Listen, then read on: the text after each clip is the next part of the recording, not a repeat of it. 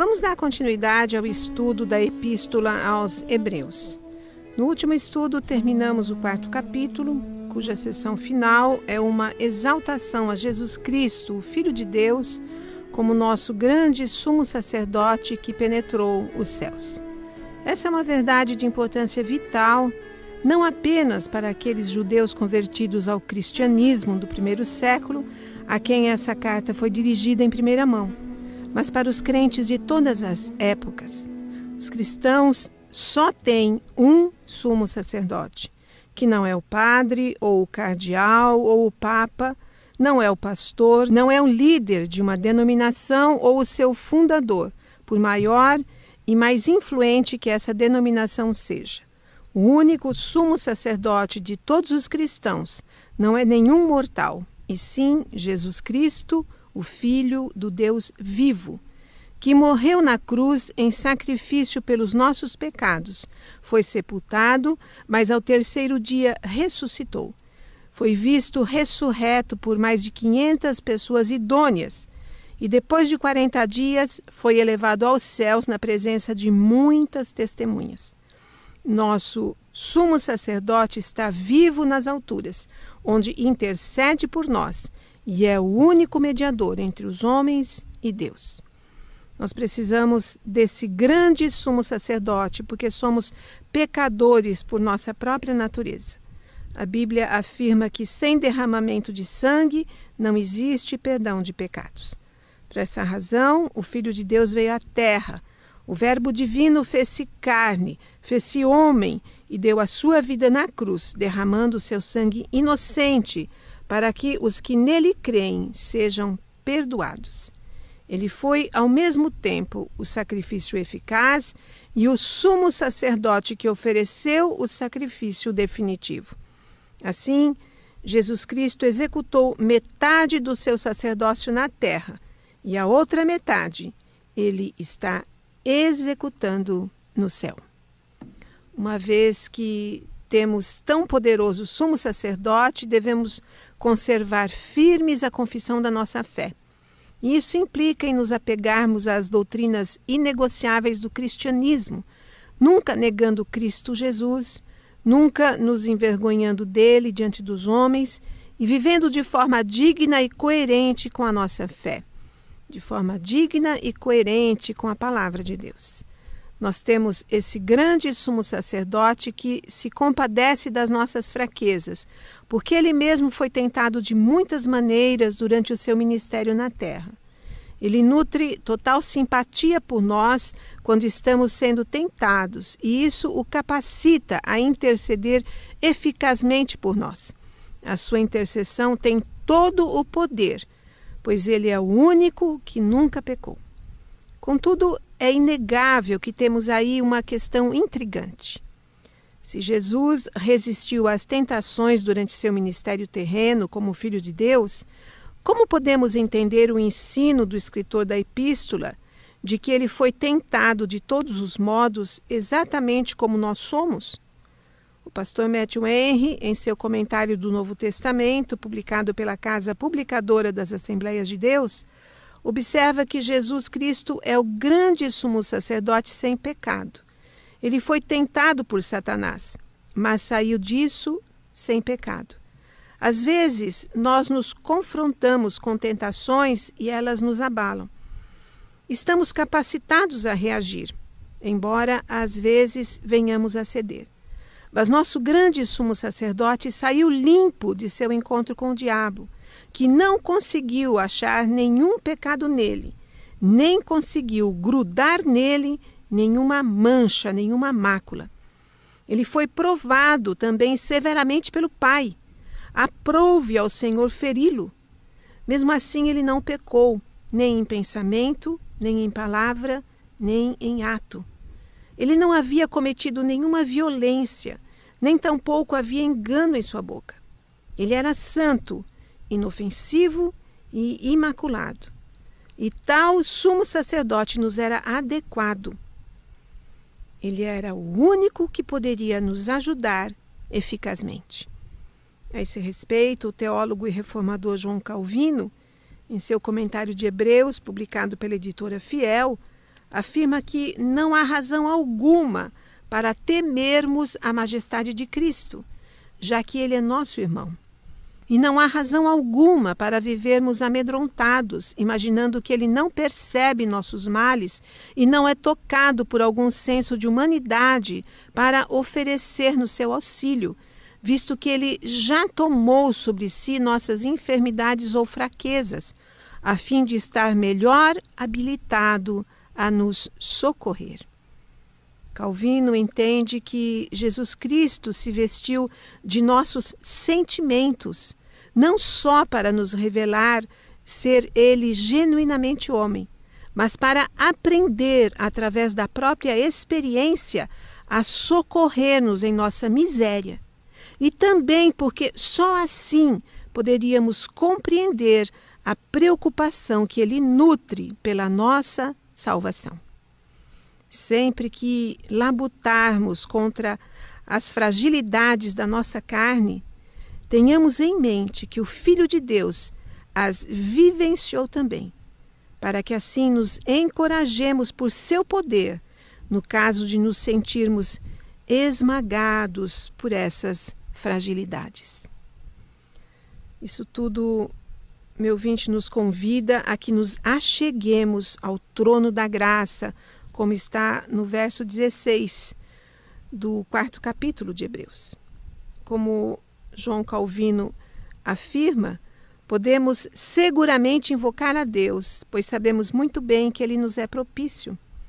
Isso acontece em virtude da misericórdia de Deus revelada em Cristo Jesus, porque quando Cristo nos aceita em sua fé e discipulado, a majestade de Deus também nos cobre com sua benevolência.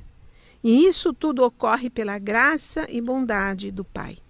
Em nossos momentos de fraqueza, quando nos sentimos provados e tentados, devemos nos aproximar do trono da graça, munidos apenas de um coração quebrantado e contrito, que Deus jamais desprezará. Simon Kistemaker, em seu comentário de Hebreus, publicado pela editora Cultura Cristã, afirma que, no final do verso 16, a expressão a fim de recebermos misericórdia e acharmos graça para socorro em ocasião oportuna, indica que a ajuda é dada no momento certo, na hora de necessidade. O autor de Hebreus não está dizendo que a ajuda é constante, mas antes que ela alivia a necessidade do momento. Essa necessidade pode ser material, física ou espiritual. Quando clamamos pelo nome do Senhor, pela fé, e nos aproximamos do trono de Deus, Ele ouve e responde. Ele está pronto para ajudar. Essa ajuda, na forma de graça, vem quando a tentação parece nos influenciar. Deus providencia os meios para encontrarmos uma saída de nossas tentações. Porque, como consta em 1 Coríntios, capítulo 10, verso 13, Deus é fiel. Outro comentarista bíblico, chamado Westcott, observa que, embora os termos misericórdia e graça sejam geralmente interpretados como sinônimos, pode-se observar no verso 16 do nosso texto que existe diferença entre eles. Westcott diz que o homem necessita de misericórdia por causa das falhas passadas e necessita de graça para as obras do presente e do futuro. Existe também uma diferença quanto ao modo de obtenção em cada caso. A misericórdia é para ser tomada, é para ser recebida como é estendida ao homem em sua fraqueza. E a graça é para ser buscada pelo homem, de acordo com a sua necessidade. E por fim, resta ainda uma questão quanto aos versos finais do 4º capítulo de Hebreus, uma questão que diz respeito à expressão penetrou os céus, presente no verso 14. O uso do substantivo plural céus é comum nesta carta, embora a palavra também apareça no singular. A questão é que muito se tem especulado sobre onde se localiza o céu ou os céus, a Jerusalém celestial e o trono de Deus, de que nós lemos nas Escrituras. Simon Kistemaker considera que, por causa da escassez de informação sobre esse assunto na Epístola aos Hebreus, é melhor não especularmos. Porém, no verso 14, está implícito que a morada de Deus não é no céu, ou seja, não é dentro da sua criação, à qual o céu pertence, e sim acima dos céus. Isso porque o texto indica que Jesus transcendeu os céus, foi ao trono de Deus e tomou seu lugar à mão direita como o grande sumo sacerdote. Passemos então ao 5º capítulo de Hebreus. Acompanhe, meu ouvinte, a leitura do 1º ou 3º verso, em que a palavra de Deus diz assim: porque todo sumo sacerdote, sendo tomado dentre os homens, é constituído nas coisas concernentes a Deus, a favor dos homens, para oferecer tanto dons como sacrifícios pelos pecados. E é capaz de condoer-se dos ignorantes e dos que erram, pois também ele mesmo está rodeado de fraquezas. E por esta razão deve oferecer sacrifícios pelos pecados, tanto do povo como de si mesmo. Neste capítulo, o autor de Hebreus prossegue com o tema iniciado no verso 14 do capítulo anterior, que aborda o sumo sacerdócio de Cristo. Como Calvino observa, o escritor sacro traça uma comparação entre Cristo e os sacerdotes levitas e mostra em que ponto eles se assemelham e a diferença que existe entre eles. E o objetivo de todo o discurso é demonstrar qual de fato é o ofício de Cristo e também mostrar que tudo o que foi instituído sob a lei foi instituído por causa de Cristo. Daqui, o autor da epístola avança com o intuito de finalmente mostrar que o antigo sacerdócio foi abolido. Vejamos então, meu ouvinte, quais os destaques dessa sessão inicial do 5º capítulo. E o que primeiro se destaca é a capacitação do sumo sacerdote araônico. O primeiro verso diz: porque todo sumo sacerdote, sendo tomado dentre os homens, é constituído nas coisas concernentes a Deus, a favor dos homens, para oferecer tanto dons como sacrifícios pelos pecados. 3 aspectos do sumo sacerdócio são mostrados nesse versículo. O sumo sacerdote é escolhido, ele é designado para um ofício e ele deve oferecer sacrifícios. Esse primeiro parágrafo foi elaborado para mostrar de forma resumida e objetiva a escolha, a designação e o dever do sumo sacerdote. Quanto à escolha, o texto diz que todo sumo sacerdote era tomado ou escolhido dentre o povo. Mas quem tem alguma familiaridade com o Antigo Testamento sabe que essa não era uma escolha aleatória. Das 12 tribos que compõem o povo hebreu, apenas da tribo de Levi podiam sair os sacerdotes. Somente os levitas podiam desempenhar funções tanto no tabernáculo quanto depois no templo em Jerusalém. Mas mesmo entre essa tribo, nem todos os levitas podiam ser sacerdotes, e sim apenas os de uma linhagem especial, apenas os da família de Arão, irmão de Moisés. Isso pode ser confirmado no capítulo 28 do livro de Êxodo, nos capítulos 8 a 10 do livro de Levítico e nos capítulos 16 a 18 do livro de Números. Se você tem interesse por esse assunto, leia essas passagens do Antigo Testamento e verá como foi instituído o ofício sacerdotal.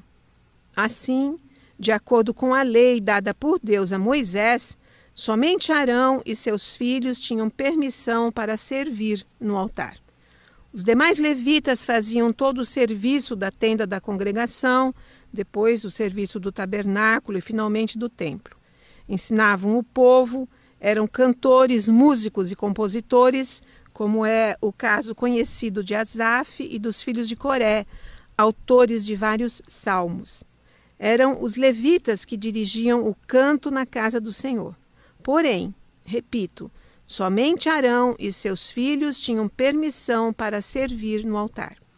Como o professor Simon destaca, o sacerdócio era, portanto, uma fraternidade fechada, com barreiras irremovíveis, pois tinham sido fixadas para sempre através de uma descendência natural.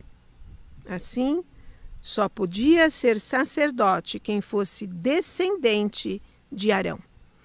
Por esse processo de seleção, podemos perceber que um sumo sacerdote era escolhido dentre os membros de umas poucas famílias sacerdotais relativamente influentes. Contudo, embora esses detalhes sejam interessantes para o nosso conhecimento e fossem perfeitamente familiares aos leitores originais desta carta, o escritor sacro não está preocupado ou interessado na parte histórica, e sim no princípio, no fato de que o sumo sacerdote era escolhido dentre os homens.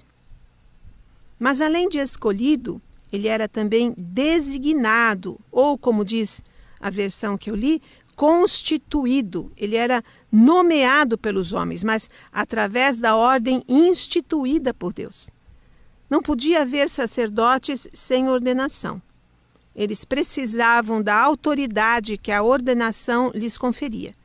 O professor Simon observa que a voz passiva dos verbos constituir ou designar é usada pelo autor de Hebreus para indicar que o sumo sacerdote não se autodesignava, não se autoproclamava, mas era designado por Deus. O ofício sumo sacerdotal, portanto, estava baseado no chamado divino, especialmente em virtude do trabalho do sumo sacerdote.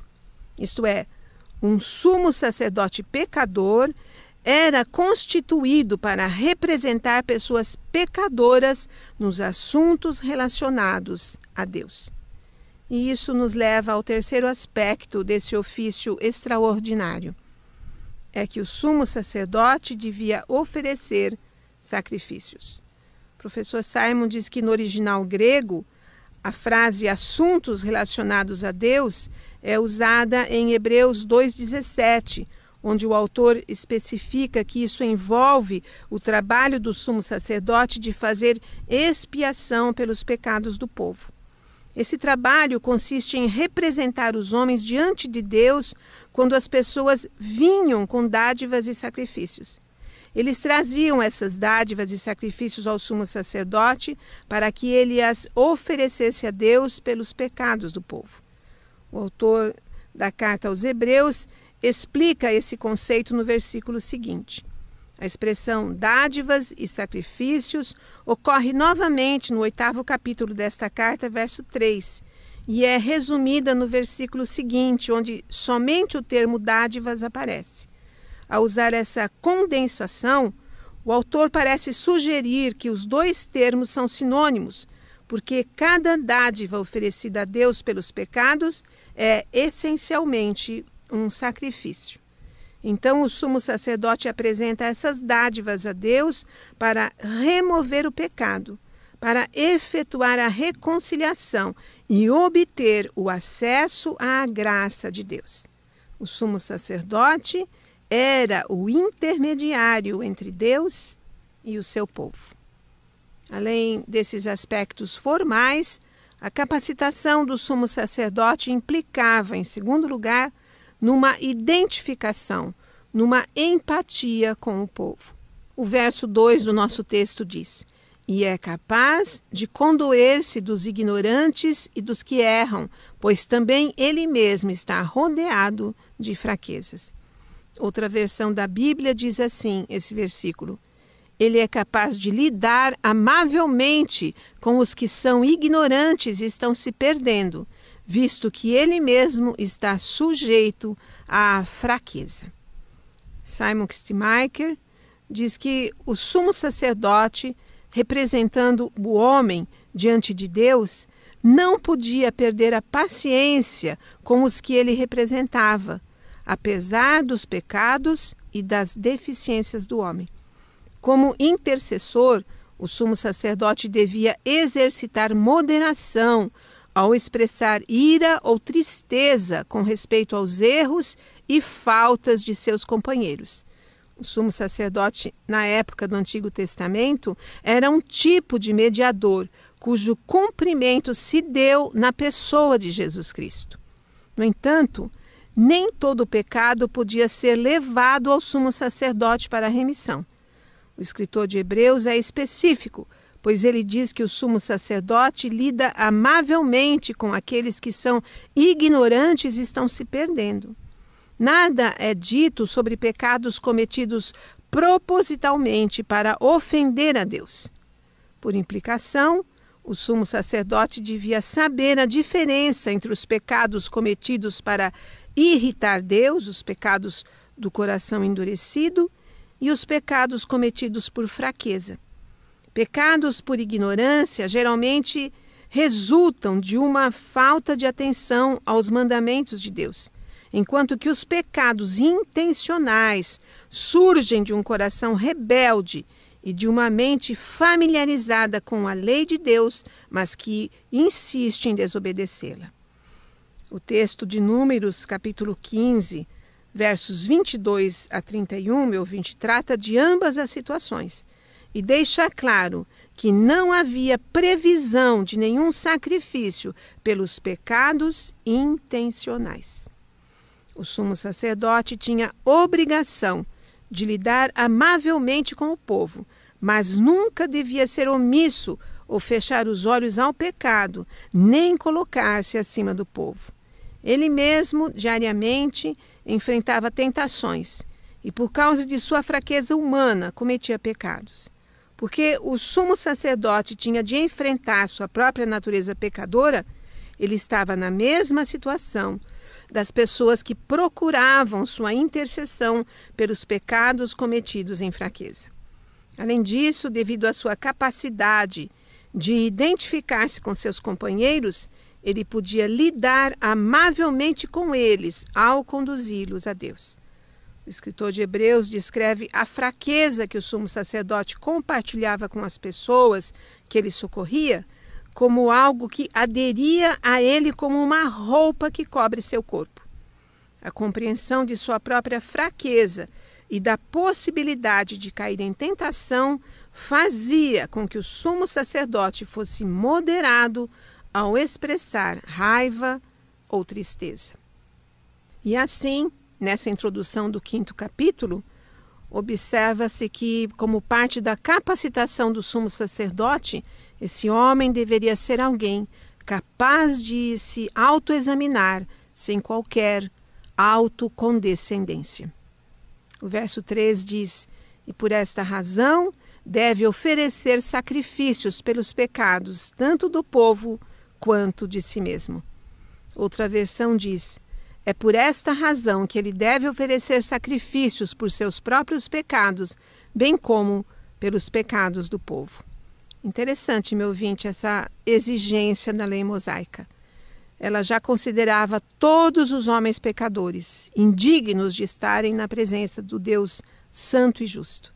Até mesmo aquele homem investido das honras do ofício sumo sacerdotal, com toda a sua vestimenta cerimonial, escolhido dentre um grupo tão seleto, que vinha de uma família tão privilegiada, mesmo ele tinha que se lembrar da sua pecaminosa condição humana, que o igualava a todos os seus irmãos, que o igualava ao mais humilde hebreu, da mais distante ou menor tribo de Israel, e lhe exigia oferecer sacrifício por si mesmo.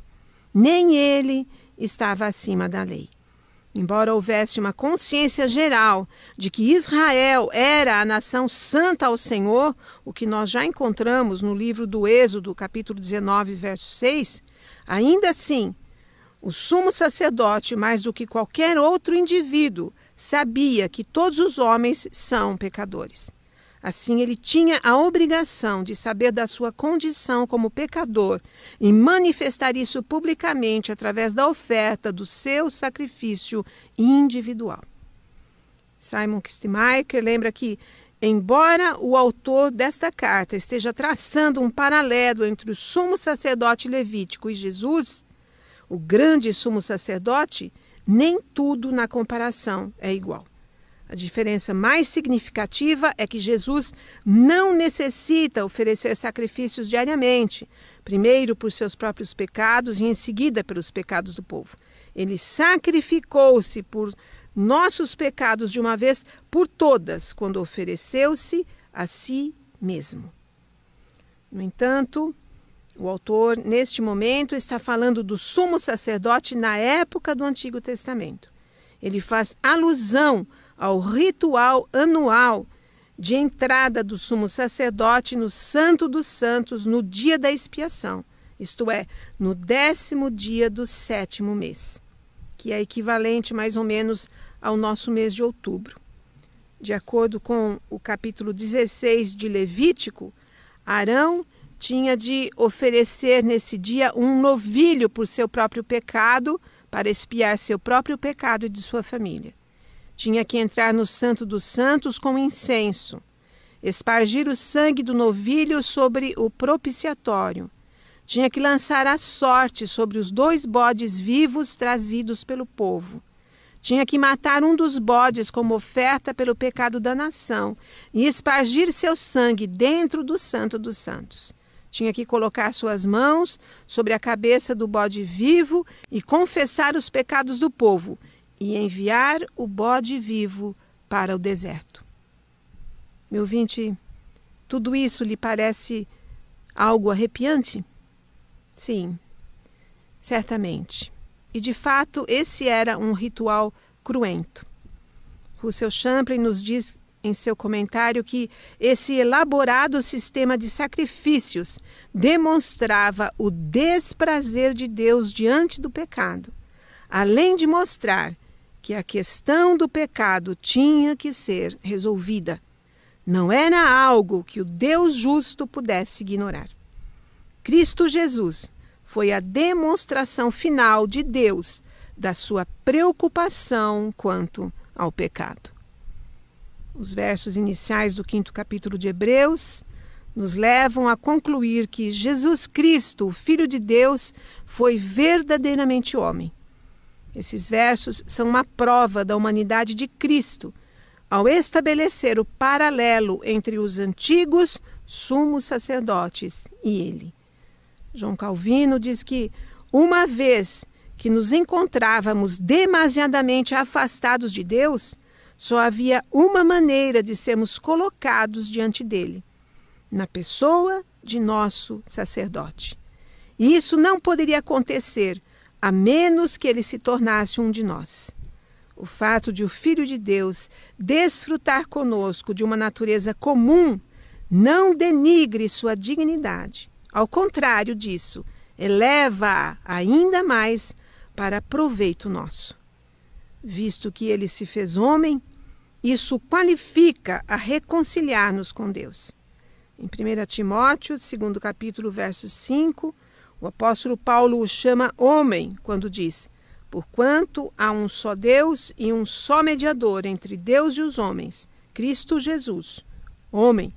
Sim, nosso mediador tinha que ser homem, porque caso fosse ele tomado entre os anjos ou dentre outros seres, não poderíamos ter sido unidos a Deus, reconciliados com Deus através dele, já que ele não nos seria acessível. Diante de tudo isso, só podemos exclamar com corações agradecidos: louvado e exaltado seja o Senhor, que nos contemplou com misericórdia incalculável e providenciou o grande sumo sacerdote, que ofereceu o sacrifício perfeito e definitivo a nosso favor, e é o nosso mediador eterno. Ao Senhor seja toda a glória, toda a honra e o louvor, hoje e para todo sempre. Amém.